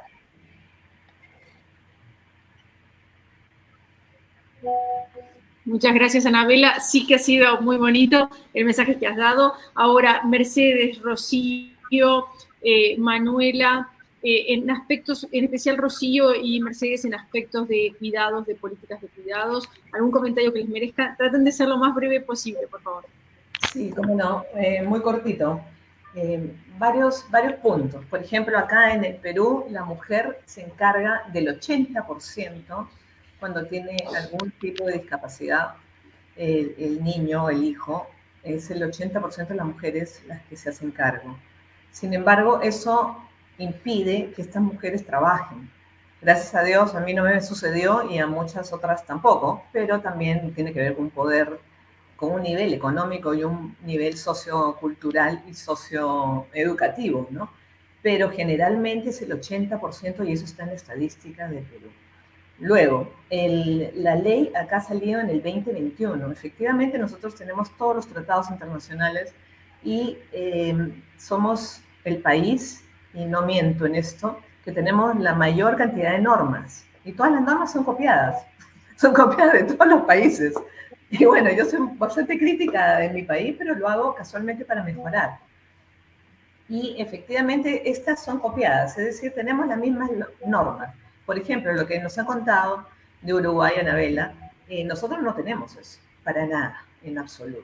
Entonces, uno tiene que ir, y también hay un problema que creo que también pasa en todos los países sudamericanos, que todos los ponen dentro del mismo saco. Yo sé que suena feísimo, pero síndrome de Down, síndrome de Asperger, autismo, no sé, TEC, otras enfermedades, todas están dentro de un mismo saco. Es decir, las escuelas especiales manejan todo ese espectro de personas que efectivamente no son iguales, no es lo mismo. Hemos hablado con Mercedes, bueno, Mercedes nos ha contado de que el tema acá es individualizar a la persona para poderla sacar adelante.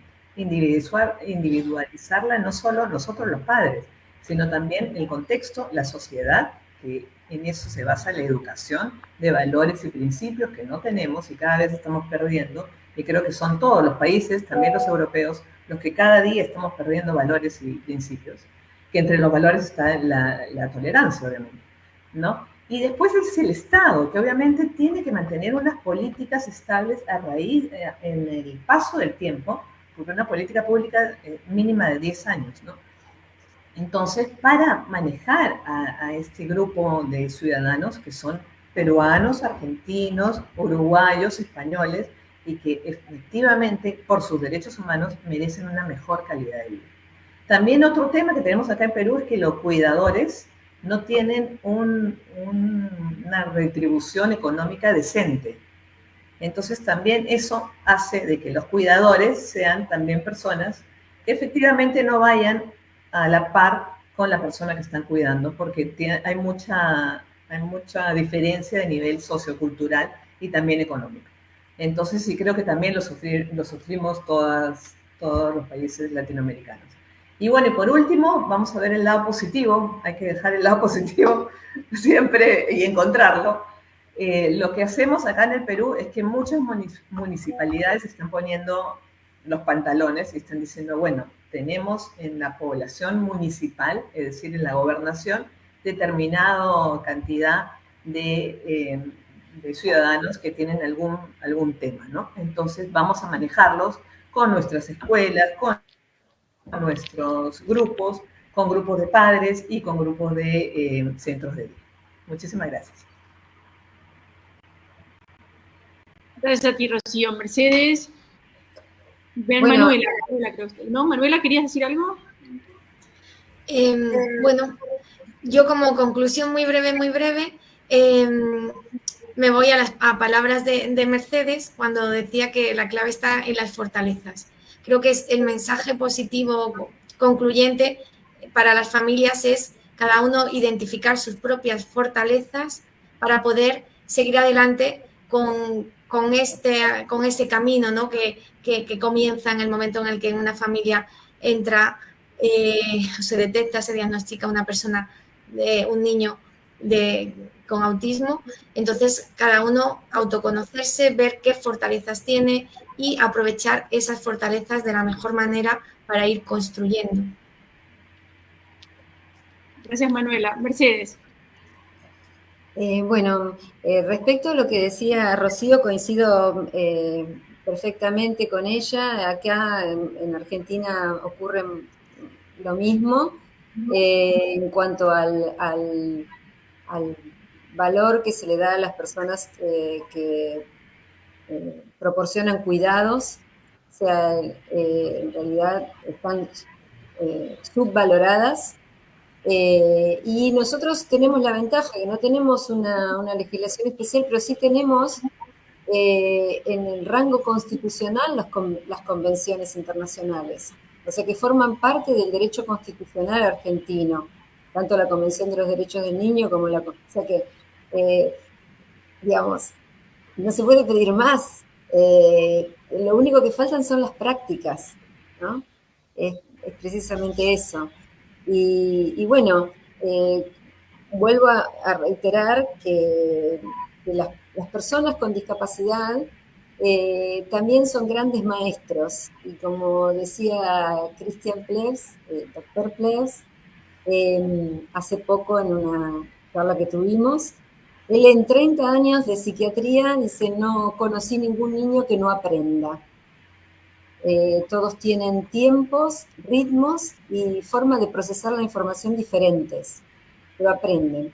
Entonces, el secreto está en respetar esos ritmos, en respetar esos tiempos, y en respetar también los propios tiempos, porque hay momentos de caos, momentos del impacto del diagnóstico, momentos de que uno no sabe para dónde tiene que ir, que no encuentra el camino, que no ve la luz, en momentos de oscuridad.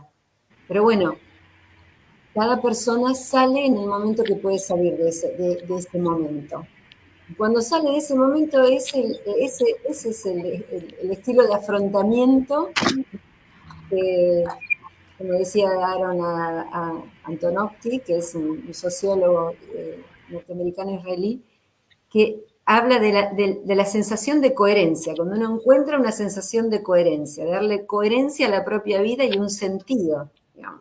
También nombrando a otro, que habla de la búsqueda del hombre en la búsqueda del sentido, ¿no? De Viktor Frankl.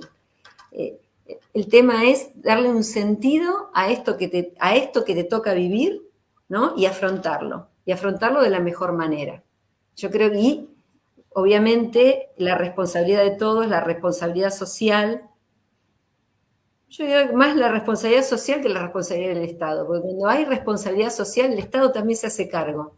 En mi caso, bueno, el hecho de que estas convenciones estuvieran en la Constitución hizo que, bueno, pudieran prosperar las acciones de amparo que he tenido que iniciar, tanto para que fuera a la escuela, como para que tuviera los tratamientos adecuados en que la obra social respondiera, o también para que ingresara en un puesto laboral, porque hay una ley de cupo también para personas con discapacidad que pueden demostrar que son capaces de trabajar y que están aptas para esa tarea, y que el Estado tiene que admitirlas y tiene que darles una tarea. Así que bueno, ese es el mensaje, y bueno, y estar a disposición, y la responsabilidad que me toca por haber transcurrido esta experiencia, bueno, acá la mencionaron como exitosa. El exitoso tiene que ver con un resultado, no con un fin, ¿no? Pero bueno, si lo tomamos desde ese punto de vista, sí. Si yo me voy al inicio de todo esto, hace 30 años atrás, podría decir que sí, que me siento en ese estado, ¿no? Pero que todavía siempre falta algo más. Siempre hay que seguir apuntalando. Y creo que con cualquier hijo eso ocurre, ¿no? Las que somos madres lo sabemos. Mercedes, es el concepto de éxito, ¿no? ¿Dónde está el éxito? ¿Cuándo se llega hasta el éxito? ¿Y cuándo se termina? ¿Y cuándo no? Digo, todos los que apuestan por la superación personal creo que no encuentran nunca ese límite, si no, no podríamos seguir creciendo. Momentos de oscuridad, habías dicho, Mercedes, un tema de resiliencia personal tan importante, de mantener el equilibrio a nivel personal, y un tema de tejido social. Cómo respalda la sociedad en estos casos y cómo sabe el individuo buscar, en sentido individual, solo, cómo puede encontrar ese espacio en la sociedad. Nosotros lo damos a través de Global Networking. Y Verónica Silva de Chile, psicóloga, especialista en comunicación y educación, que es chair en Chile y directora de Global Networking y directora ejecutiva de Media B. Verónica, resiliencia y tejido social, ese es tu tema. Por favor, adelante. Gracias por estar aquí. Ha sido tan emotiva y fuerte esta mañana escuchando los testimonios de Mercedes y también de Rocío. O sea, si yo pienso en un título, que no tenemos que estigmatizar, pero creo que sí voy a usar el título, es resiliencia. O sea, creo que de verdad es algo que... y tiene que ver con lo que decía Mercedes, como el tema de madre es una historia de éxito, porque realmente, o sea, las herramientas, la fortaleza, y bueno, empezando por Fausto. Yo creo que Fausto también, él debe sentir muchas veces esta como discriminación social, y él seguramente es un hombre joven, no sé qué edad tiene Fausto, Mercedes, lo que has contado, ya es como un adulto joven, que claramente yo creo que la resiliencia es su herramienta principal. Voy acá, bueno, hay un autor que yo los invito a leer, que se llama Boris Cyrulnik. Él es un psiquiatra francés, que él habla mucho del tema de la resiliencia porque tiene que ver con su historia personal. Él perdió su familia en Auschwitz, cuando era muy pequeño, tenía 6 años, y entonces él se dedicaba a escribir durante toda su vida acerca de la resiliencia. Tiene un libro, bueno, tiene muchos escritos, pero tiene un libro muy interesante que tiene que ver con esto que hablábamos de la normalidad, no normalidad, que es el patito feo, que es lo que significa ser el patito feo en la sociedad. Bueno, la resiliencia no significa que nosotros no suframos, no significa que tengamos emociones que sean muy dolorosas, sino que es la capacidad que nosotros tenemos de asumir con flexibilidad ciertas situaciones límites, traumáticas, que sean muy dolorosas, de duelo, por ejemplo, lo que contaba Mercedes, su hijo está vivo, nosotros a veces asociamos el duelo solo a la muerte, no, el duelo tiene que ver con que nosotros tenemos que procesar, en este caso, por ejemplo, ciertas expectativas que todos tenemos en relación, por ejemplo, a nuestros hijos, a nuestra familia. Hay dos conceptos que Cyrulnik habla en torno a la resiliencia, y acá yo los invito un poco de una manera un poco lúdica, que todos pensemos en un concepto que se llama oxímoron, que es como la capacidad de usar dos términos opuestos para darle un nuevo significado a las situaciones. O sea, analizar las situaciones desde dos puntos de vista, desde un término más bien como emocional. Y acá hay unos ejemplos que él habla, por ejemplo, tensa calma. Si yo pienso, por ejemplo, en Mercedes, pienso al tiro que ella por muchos momentos debe haber sentido como una frágil valentía, fragilidad por un lado, sentirse desamparada, yo me imagino en algunas ocasiones, valentía por las enormes herramientas que ella ha demostrado, con los cuales ha avanzado en este camino, dulce amargura, maravilloso sufrimiento, son polos opuestos que nosotros al final nos van dando un nuevo significado a las situaciones que vamos viviendo. Oscura claridad es uno de los ejemplos que a mí me gusta mucho. Entonces yo las invito a, generalmente, siempre que estemos en situaciones como límite, pensemos en este oxímoron, en las distintas situaciones.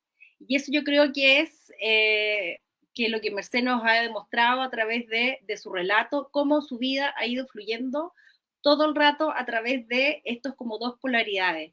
Muerto viviente, por ejemplo. ¿Cuántas veces nos hemos sentido así? Que caminamos como zombies, pero estamos vivos. Entonces hay muchas situaciones y yo creo que es algo que nos ayuda a nosotros a elaborar emocionalmente las situaciones que en este caso, por ejemplo, lo que nos ha contado Mercedes. Bueno, y el otro concepto que habla Cyrulnik de la resiliencia, oxímoron, y es el tema del tejido social. O sea que la resiliencia se teje. Sin duda, Mercedes tiene una gran fortaleza interior, lo mismo que Rocío cuando yo contaba también su testimonio, bueno, y todos nosotros también cuando contaba de los emprendimientos sociales. En mi caso también yo tengo un emprendimiento social, lo que contaba Silvia también de su enfermedad. Entonces, todo esto nosotros no podríamos avanzar de manera aislada, de manera individual. Por mucho que tengamos una fuerza y una paz interior, eso tiene que hacerse con un otro.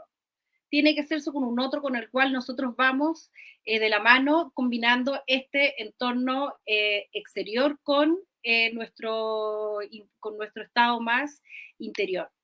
Bueno, y hay muchos planos en los cuales nosotros estamos con este otro. Bueno, para empezar, la familia. Yo la otra vez estaba pensando en que Fausto es el cuarto hijo.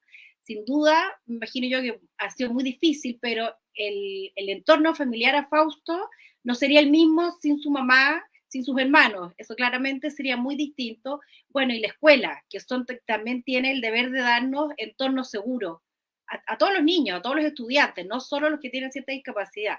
Y bueno, en torno a la escuela también yo estaba pensando mucho lo que contaba Mercedes en relación a la experiencia de Fausto, porque bueno, eso es para otro tema, pero hay una gran discusión de si debieran existir las escuelas para niños con necesidades especiales, las escuelas especiales.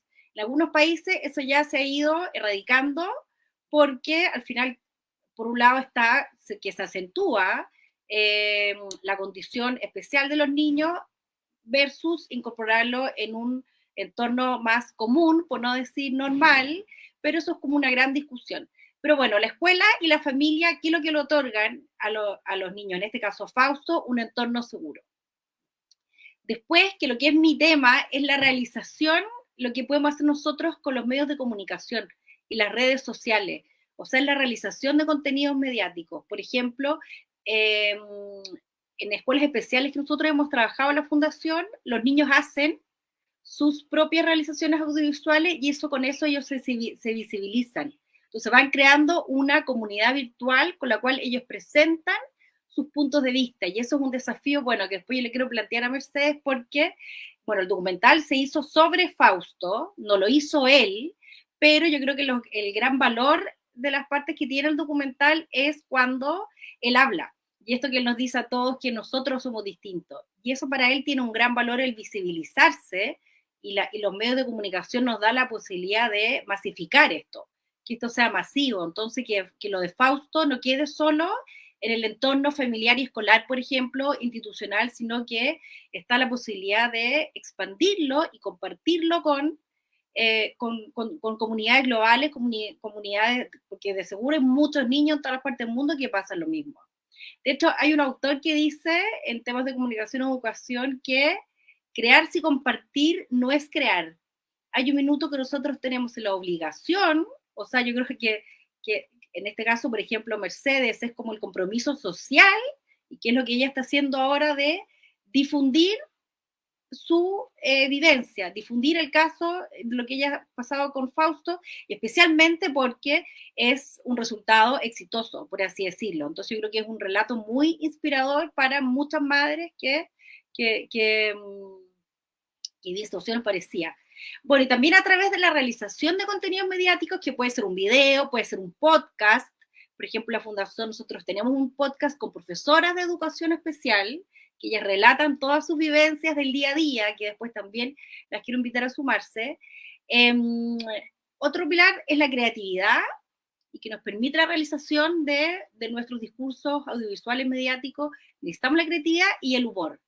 Entonces eso también yo creo que es una cosa muy importante. Yo sé que hay veces que eso uno lo ve muy difícil, pero reírse de uno mismo, reírse de las situaciones, yo creo que eso también es uno de los pilares muy importantes de la resiliencia. Este psiquiatra Cyrulnik incluso él habla del rugby. Él jugó rugby en Francia y él contaba cómo ese entorno social en el cual es altamente inclusivo. ¿Por qué? Porque se necesitan distintos cuerpos para jugar rugby, junto con la perseverancia, la superación, etcétera. A él también lo ayudó mucho a levantarse y salir adelante en un contexto que él podría haber sido huérfano, absolutamente desadaptado socialmente, pero logró al final, gracias a la flexibilidad y con la superación con que pudo enfrentar toda situación traumática, tener una vida absolutamente plena, por así decirlo. Y bueno, y yo creo que aquí hay más tejido social también que el que estamos haciendo acá a través de esta red de G100 Networking, en la cual Mar nos está dando el espacio. Yo creo que es claramente una oportunidad tremenda que nosotros tenemos, tanto de apoyo y de generar tejido social entre nosotras como hacia afuera. Entonces, eso es mi propuesta, como que oximorón y tejido social son dos cosas que las que siempre nos tenemos que estar apoyando. Así que eso, muchas gracias.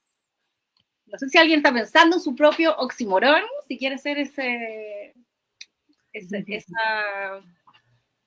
juego para pensar en siempre, pensar en el concepto de oximorón. Es hasta difícil decirlo, entonces ya al decirlo uno le genera cierto desafío.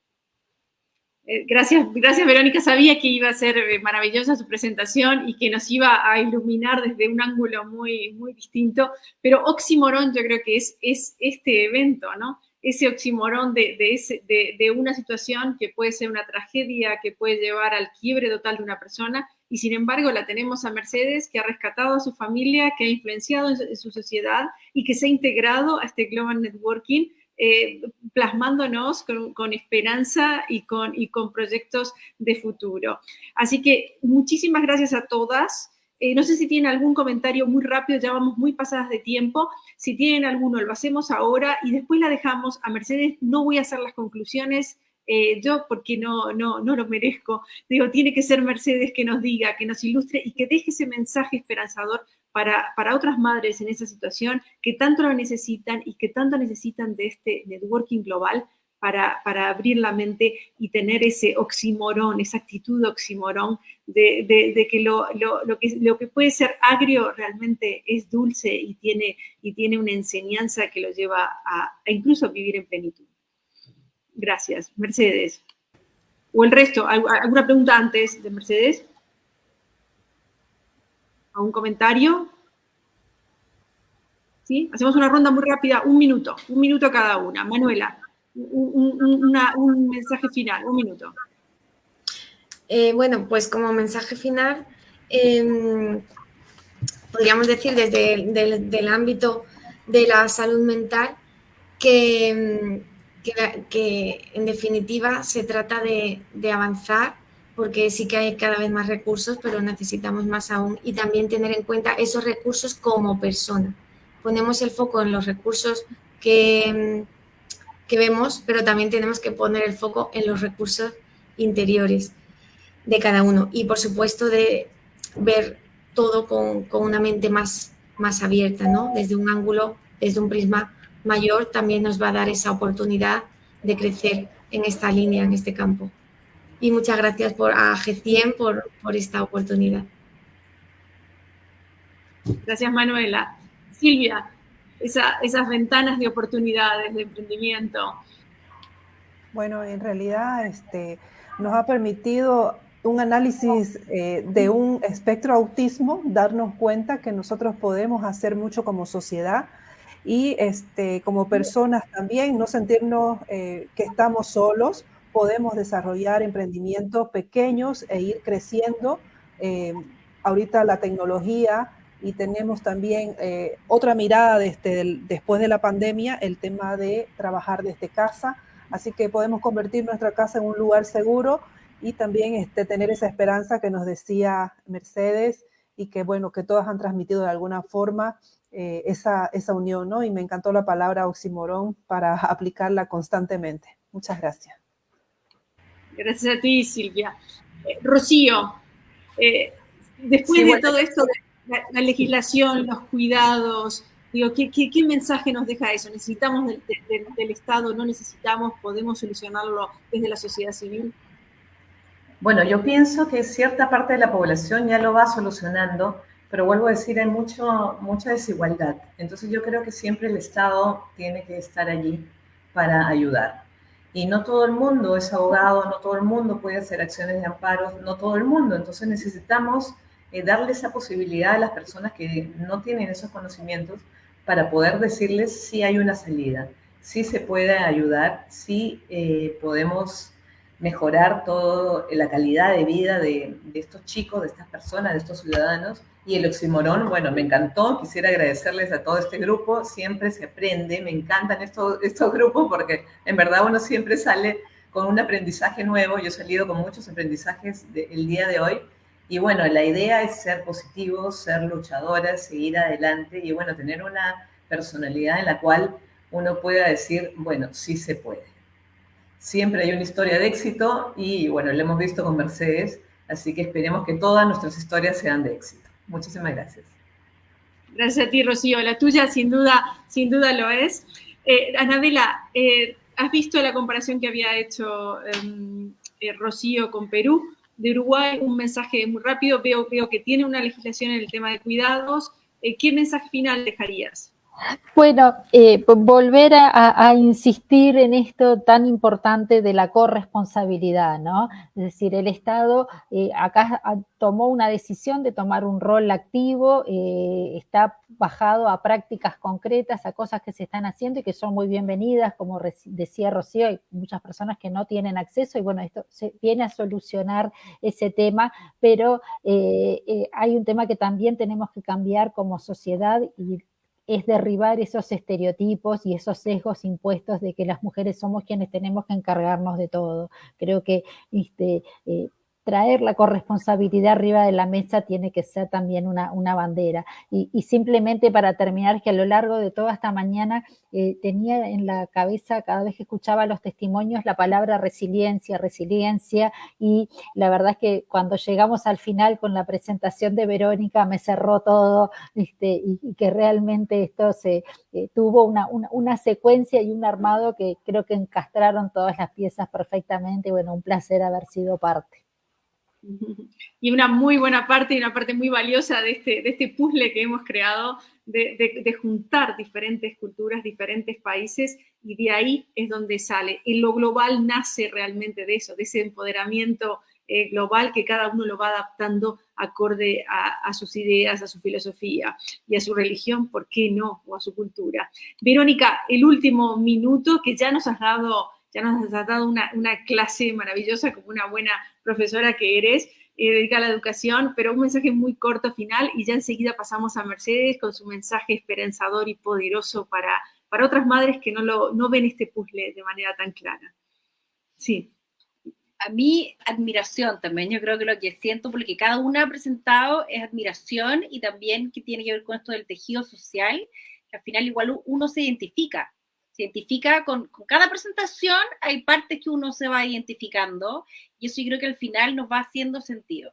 Y sí, insisto en que yo creo que tenemos el deber, y después yo voy a hablar bien con Mercedes, de visibilizar esto, de visibilizar, y tenemos el poder de los medios de comunicación para visibilizarlo y masificarlo de manera que nosotros mismos nos visibilicemos y sirva de herramienta para muchas otras mujeres que están viviendo exactamente lo mismo, y no solo con niños autistas, sino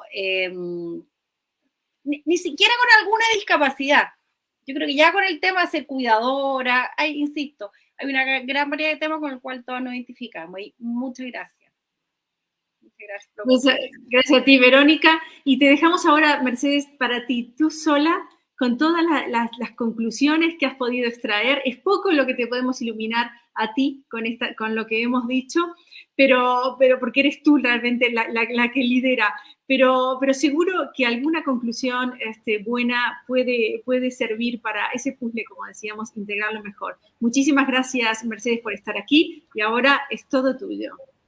No, la agradecida soy yo, y bueno, de cada una he tomado los valiosos aportes que han podido ofrecer aquí. Y bueno, el mío es nada más mi experiencia de vida, y bueno, tomando lo que decía Verónica acerca de la escuela especial, la escuela común. La escuela especial en algunos casos puede ser beneficiosa y en otros. En el caso de Fausto, él tomaba conductas imitativas de otros niños que tenían otro tipo de cuestiones o de problemáticas, y eso era también un doble trabajo para nosotros, era trabajar sobre sus propias cuestiones y sobre las que tomaba de otros. Y pensar también que no solo es la... ¿Hola? Se entrecortó un poco, creo. No, se te escucha. Bien. Que estábamos pensando en la responsabilidad de todos, ¿no? Pero también pensar en el aporte que hacen las personas con discapacidad. Y digo personas con discapacidad, que es el nuevo paradigma, porque primero está la persona y después aquella disminución o dificultad que pueda tener debido al entorno. En el caso de Fausto, cuando él estaba en el colegio secundario, todos en la escuela decían que cada año de él era diferente a los otros, porque sus compañeros eran diferentes, porque se crea un clima diferente, porque las personas con algún tipo de discapacidad nos hacen enfrentarnos a nuestras propias partes oscuras, a nuestros propios prejuicios, y nos hacen superar de alguna manera esos prejuicios. ¿Por qué no tengo paciencia? ¿Por qué no tengo calma? ¿Por qué no puedo afrontar las cosas de una manera mejor? Y eso ayuda a crecer. O sea que el hecho de tener en convivencia desde la primera infancia personas con discapacidad, o sea, dejar la escuela especial, quizás en algunos casos sea necesaria, pero siempre igual incluir, siempre la convivencia con personas con dificultades, con la diversidad, nos hace ser mejores personas. O sea que esos son maestros, ¿no? Porque nos hacen crecer. O sea que, bueno, ese es mi mensaje. Muchas gracias.